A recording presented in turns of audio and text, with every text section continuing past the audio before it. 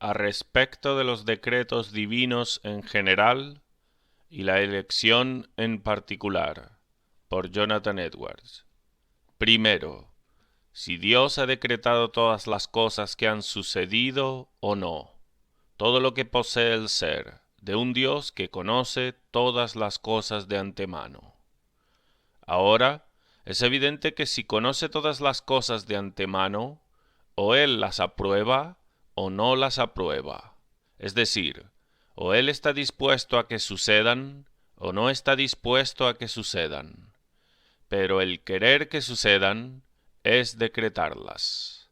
Los arminianos ridiculizan la distinción entre la voluntad secreta y revelada de Dios, o, más propiamente expresado, la distinción entre el decreto y ley de Dios, porque decimos que Él puede decretar una cosa y mandar otra. Y así, ellos argumentan que sostenemos una contrariedad en Dios, que una voluntad suya contradice a otra. Sin embargo, si van a decir que esto es una contradicción de voluntades, nosotros sabemos que existe tal cosa, de modo que es un gran absurdo disputar sobre esto. Nosotros y ellos sabemos que fue la voluntad secreta de Dios que Abraham no sacrificase a su hijo Isaac, pero sin embargo su mandamiento fue que lo hiciera. Sabemos que Dios quiso que el corazón del faraón se endureciese, y sin embargo que la dureza de su corazón era pecado. Sabemos que Dios quiso que los egipcios odiasen al pueblo de Dios. Salmo 25. Cambió el corazón de ellos para que aborreciesen a su pueblo, para que contra sus siervos pensasen mal. Sabemos que era la voluntad de Dios que Absalón se acostase con las mujeres de David. Segunda de Samuel 12:11. Así ha dicho Jehová: He aquí yo haré levantar el mal sobre ti de tu misma casa, y tomaré tus mujeres delante de tus ojos, y las daré a tu prójimo, el cual yacerá con tus mujeres a la vista del sol. Sabemos que Dios quiso que Jeroboam y las 10 tribus se rebelasen.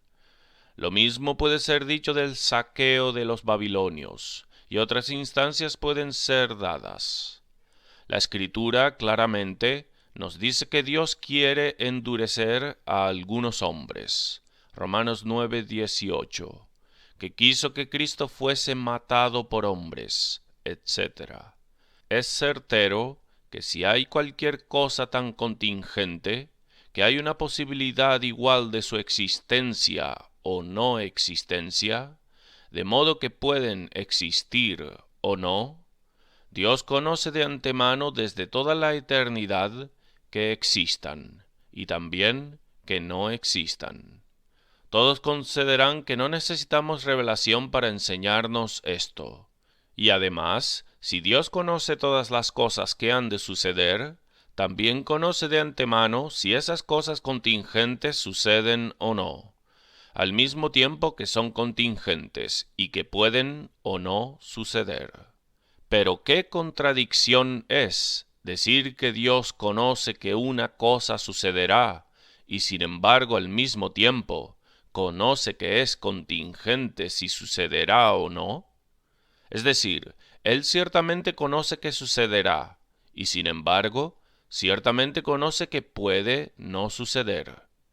¿Qué contradicción es decir que Dios ciertamente conocía de antemano que Judas traicionaría a su maestro o que Pedro lo negaría, y sin embargo ciertamente conocía que podía ser de otra manera? ¿O ciertamente sabía que él podía ser engañado? Supongo que todos reconocerán que para que Dios conozca ciertamente que una cosa sucederá, y sin embargo conocer ciertamente que puede que no sea, es la misma cosa que conocer ciertamente que Él puede ser engañado.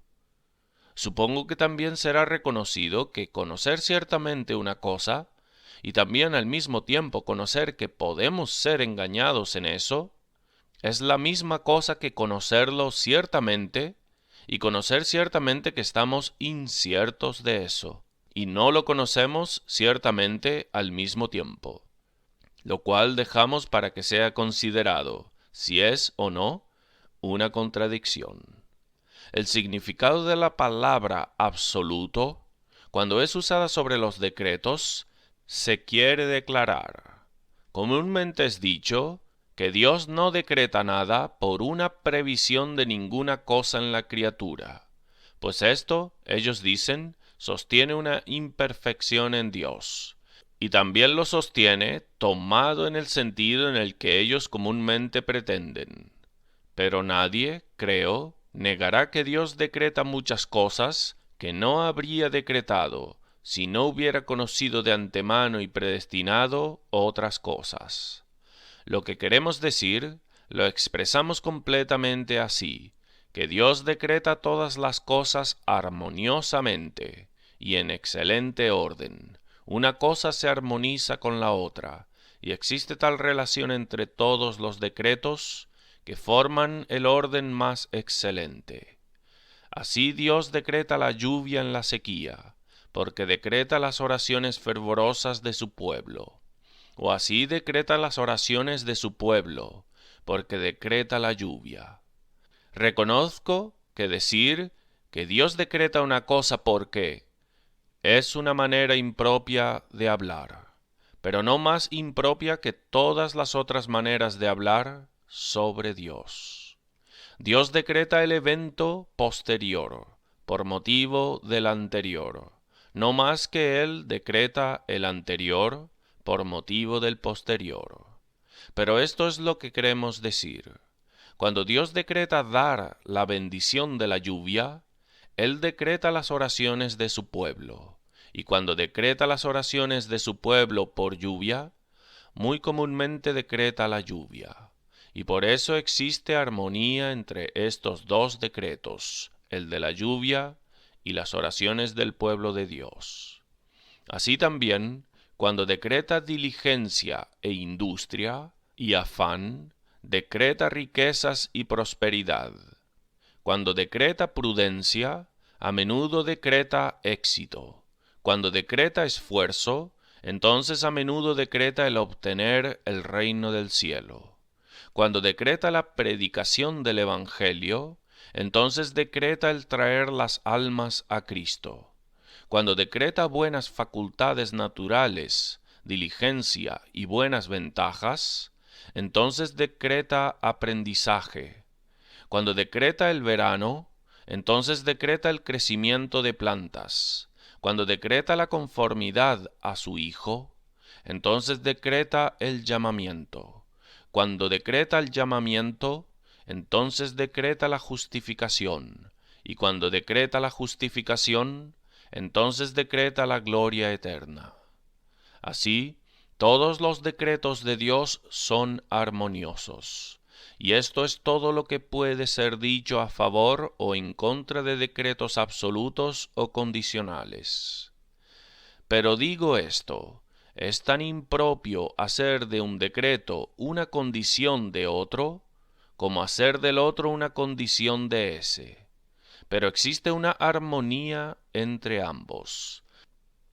No puede haber ninguna injusticia en Dios, determinar quién ciertamente habrá de pecar, y así ciertamente ser condenado. Pues, si suponemos esta imposibilidad, que Dios no determinó nada, las cosas sucederían tan fatalmente como ahora. Pues, cuanto a tal contingencia absoluta, que ellos atribuyen a la voluntad del hombre, llamándola la soberanía de la voluntad, si quieren decir por esta soberanía de la voluntad que un hombre puede querer como quiera, es un perfecto disparate, y lo mismo como si pasasen muchísimo tiempo y esfuerzos, y ser muy acalorados en probar, que un hombre puede querer cuando quiere, es decir, que es posible que eso sea, lo cual es. Pero si quieren decir que existe una contingencia perfecta en la voluntad del hombre, es decir, que sucede meramente por casualidad que un hombre quiere tal cosa y no otra, es una imposibilidad y contradicción que una cosa suceda sin ninguna causa o razón, y cuando había en todos los sentidos tanta causa del por qué no debería haber sucedido. Por eso, viendo que las cosas inevitablemente suceden fatal y necesariamente, ¿qué injusticia hay en el Ser Supremo? Viendo que es una contradicción que suceda de otra manera, decretar que sucedan como lo hacen. La contingencia, como es sostenida por algunos, es al mismo tiempo contradicha por ellos mismos, si sostienen la presciencia. Esto es todo lo que se deduce de un decreto absoluto, incondicional, irreversible, que es imposible que las cosas decretadas no sucedan. Lo mismo se deduce exactamente por la presciencia, que es absolutamente imposible que la cosa ciertamente conocida de antemano, precisamente, no suceda. Si se sostiene universalmente que nadie puede tener felicidad absolutamente perfecta y completa, al mismo tiempo que cualquier cosa es de otra manera de la que desea en ese momento que suceda, entonces así, si es verdad que no tiene toda posible felicidad absoluta, perfecta e infinita ahora, que no tiene ahora todo lo que quiere tener ahora, entonces Dios, si alguna cosa es ahora de otra manera de la que querer tenerlo ahora, ahora no es absoluta, perfecta e infinitamente feliz. Si Dios es infinitamente feliz ahora, entonces cada cosa es ahora como Dios quiere que sea ahora. Si es todo, entonces esas cosas que son contrarias a los mandamientos de Dios, ¿son aún en un sentido conforme a su voluntad? De nuevo, que sea considerado, si no es ciertamente verdad, que cualquiera que puede con facilidad infinita tener una cosa hecha, y sin embargo no la quiere hacer, no la quiere. Es decir, si aquel que no quiere tener una cosa hecha, propiamente no quiere tenerla hecha. Por ejemplo, permite que la cosa sea esta, que Judas sea fiel a su Señor. Si es verdad o no que si Dios pudiera con facilidad infinita hacerlo como quiera, pero no quisiera hacerlo como podría, si quisiera, si no sería propio decir que Dios no quiere hacerlo, que Judas le sea fiel a su Señor. Ellos dicen, ¿para qué sirve orar y esforzarse y atender a los medios, si todo era irreversiblemente determinado por Dios antes? Pero decir que todo fue determinado antes de estas oraciones y esfuerzos es una manera muy mala de hablar, y causa esas ideas en la mente que no corresponden con las realidades con respecto a Dios. Los decretos de nuestro estado eterno no fueron antes de nuestras oraciones y esfuerzos, pues eso estaba tan presente con Dios desde toda la eternidad, como lo están en el momento en que lo están presente con nosotros. Están presentes como parte de sus decretos, o más bien como lo mismo, y existían tan realmente en eternidad con respecto a Dios como existen en el tiempo, e igual en un tiempo que en el otro. Por lo tanto, no podemos sostener más justamente que eso será en vano, porque Dios ha predeterminado todas las cosas, de lo que podemos, que serían en vano si existían tan pronto como el decreto, pues así es, dado que son parte del decreto. Que nosotros digamos que Dios ha decretado cada acción de los hombres, sí, cada acción que es pecaminosa, y cada circunstancia de esas acciones, que Él predetermina que sucedan en cada respecto como lo hacen más tarde, que Él determina que haya tales acciones, y tan pecaminosas como lo son, y sin embargo que Dios no decreta las acciones que son pecaminosas, como pecado, sino que las decreta como buenas, es realmente consistente. Pues no queremos decir, por decretar una acción como pecaminosa, lo mismo que decretar una acción de forma que sea pecaminosa. Pero por decretar una acción como pecaminosa, quiero decir decretarla por el bien de la pecaminosidad de la acción. Dios decreta que sean pecaminosas, por el bien del bien que hace que surja de la pecaminosidad de eso, mientras que el hombre las decreta por el bien del mal que hay en ellos.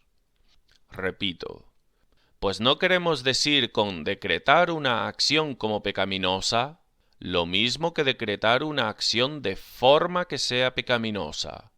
Pero con decretar una acción como pecaminosa, quiero decir decretarla por el bien de la pecaminosidad de la acción.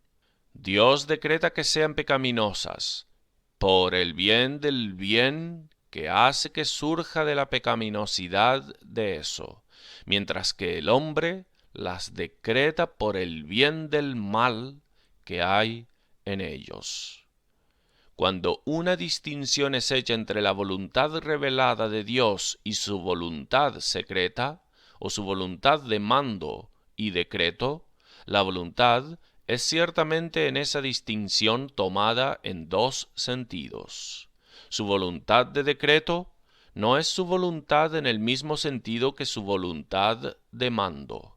Por tanto, no es difícil en absoluto suponer que una puede ser de otra manera que la otra. Su voluntad en ambos sentidos es su inclinación. Pero cuando decimos que Él quiere la virtud, o ama la virtud, o la felicidad de su criatura, con eso se quiere decir que esa virtud o felicidad de la criatura absoluta y simplemente considerada es conforme a la inclinación de su naturaleza. Su voluntad de decreto es su inclinación a una cosa, no como a esa cosa absoluta y simplemente, sino con respecto a la universalidad de las cosas, que han sucedido, suceden o sucederán. Así Dios, aunque odie una cosa como es simplemente, puede inclinarse a eso con referencia a la universalidad de las cosas. Aunque odie el pecado en sí, sin embargo, puede que quiera permitirlo para la mayor promoción de la santidad en esta universalidad, incluyendo todas las cosas y todos los tiempos. Así, aunque no tenga inclinación a una miseria de la criatura, considerada absolutamente, sin embargo puede quererlo, para la mayor promoción de la felicidad en esta universalidad. Dios se inclina a la excelencia, lo cual es armonía, pero sin embargo puede inclinarse a permitir aquello que es inarmónico en sí, para la promoción de la armonía universal, o para la promoción de la armonía que hay en la universalidad, y hacerla brillar más. Y así debe ser, y ninguna hipótesis que sea aliviará a un hombre, sino que debe reconocer estas dos voluntades de Dios. Pues todos debemos reconocer que Dios a veces no quiere impedir la violación de sus propios mandamientos, porque de hecho no lo impide. Él quiere permitir el pecado, es evidente, porque lo permite. Nadie dirá que Dios mismo hace lo que no quiere hacer. Pero tú dirás, Dios quiere permitir el pecado, como quiere que la criatura sea dejada a su libertad, y si él la impidiese, él ofrecería violencia a la naturaleza de su propia criatura. Respondo. Esto lleva, sin embargo, a la misma cosa que digo. Tú dices, Dios no quiere el pecado absolutamente, pero antes de alterar la ley de la naturaleza y la naturaleza de agentes libres, Él lo quiere. Él quiere lo que es contrario a la excelencia en algunos particulares, por el bien de la excelencia general y orden. Él quiere lo que es contrario a la excelencia en algunos particulares, por el bien de la excelencia general y orden.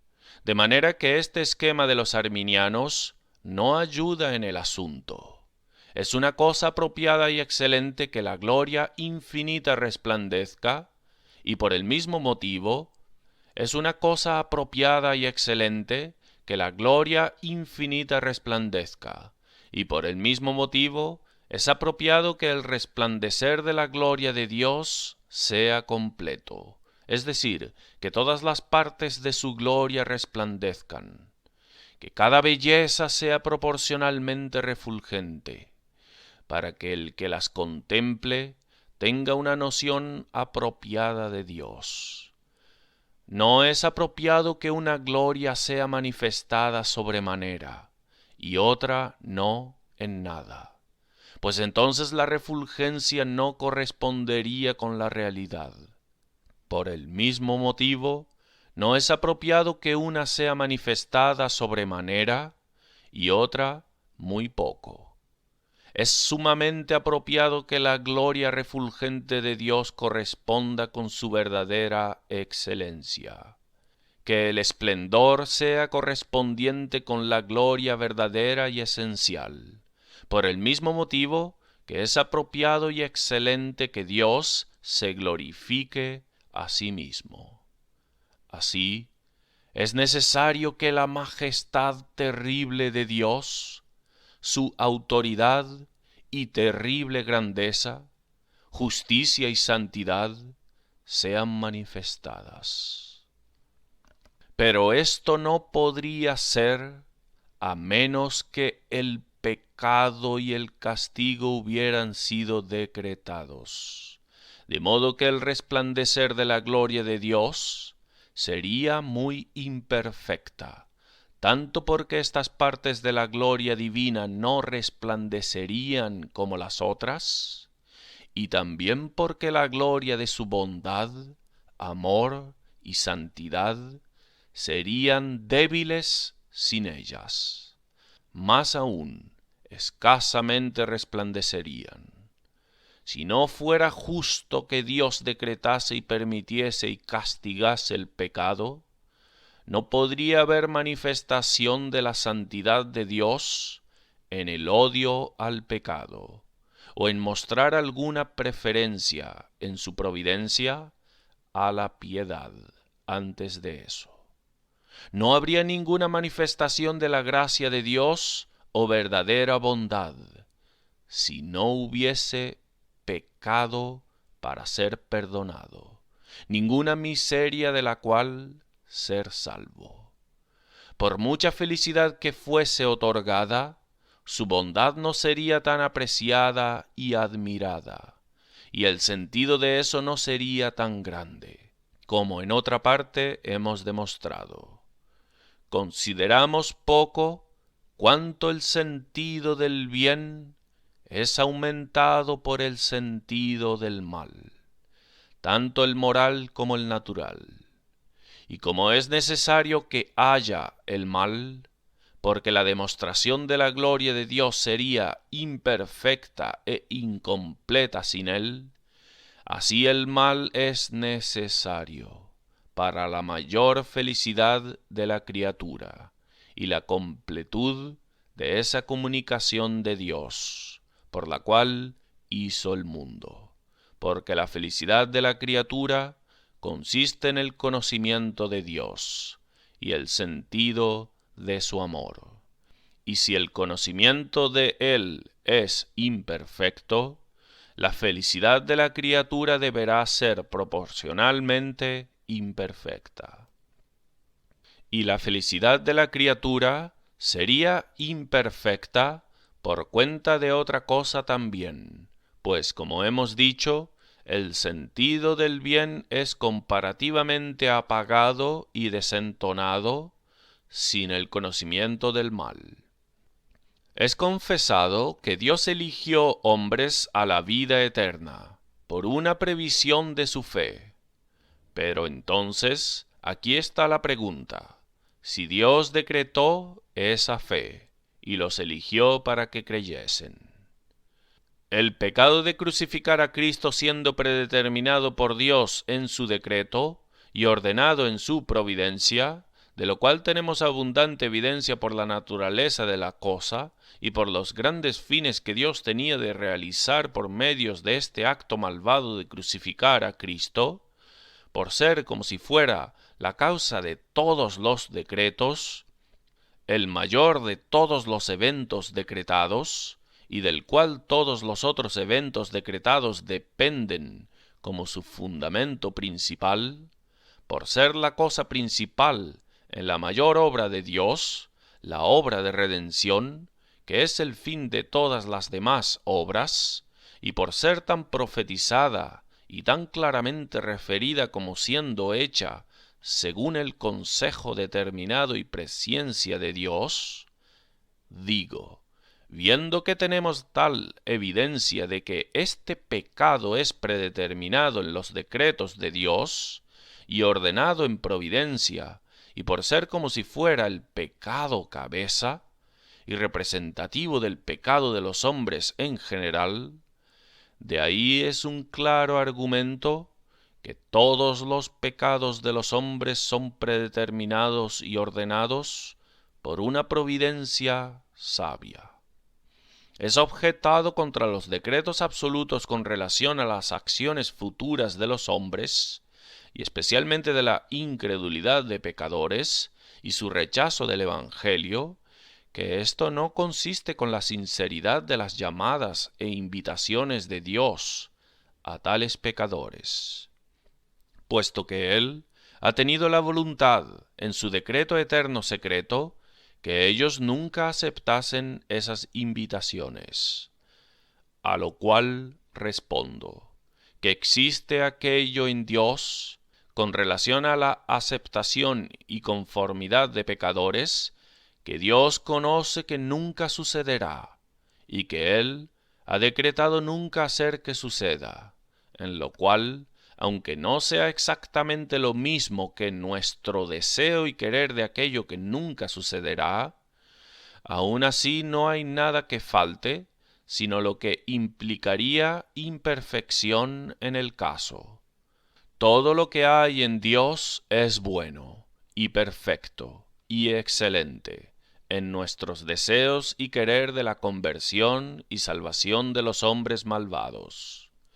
Como por ejemplo existe un amor a la santidad, absolutamente considerado, o una conformidad de la santidad a su naturaleza y voluntad, o en otras palabras, a su inclinación natural. La santidad y felicidad de la criatura, absolutamente considerada, son cosas que Él ama. Estas cosas son infinitamente más conformes a su naturaleza que a las nuestras. Existe todo en Dios que pertenece a nuestro deseo de la santidad y felicidad de hombres no convertidos y reprobados, exceptuando lo que implica en imperfección. Todo lo que es consistente con el conocimiento, sabiduría, poder, suficiencia, felicidad infinita e inmutabilidad. Por tanto, no hay motivo por el que su presciencia absoluta o su determinación y ordenación sabia de lo que es futuro impida que exprese esta disposición de su naturaleza. Del mismo modo que nosotros solemos expresar tal disposición en nosotros mismos, a saber, por llamadas e invitaciones y cosas semejantes. La inconformidad de la maldad y miseria de la criatura, considerado absolutamente a la naturaleza de Dios, es todo lo que es bueno en hombres píos y santos, lamentando la miseria pasada y maldad de los hombres. Su lamento de eso es bueno no más allá de que procede de la inconformidad de esas cosas a sus naturalezas santas y buenas. Esto también es todo lo que es bueno en desear la santidad y felicidad futura de los hombres. Y no hay nada que falte en Dios, a fin de tener tales deseos y tales lamentos, sino imperfección, y nada está en medio de que los tenga, sino la perfección infinita. Y por eso propiamente, naturalmente y necesariamente sucedió, que cuando Dios, en el modo de existencia, descendió de su perfección infinita, y se acomodó a nuestra naturaleza y modo, al hacerse hombre, como lo fue en la persona de Jesucristo. Él realmente deseaba la conversión y salvación de reprobados, y lamentó su obstinación y miseria, como cuando contempló la ciudad de Jerusalén, y lloró por ella, diciendo, «Oh Jerusalén», etc. Del mismo modo, cuando desciende de su perfección infinita, aunque no en el modo de ser, sino en el modo de manifestación, y se acomodó a nuestra naturaleza y modo, en el modo de expresión, es igualmente natural y apropiado que se expresase como si desease la conversión y salvación de reprobados, y lamentase sus obstinaciones y miserias.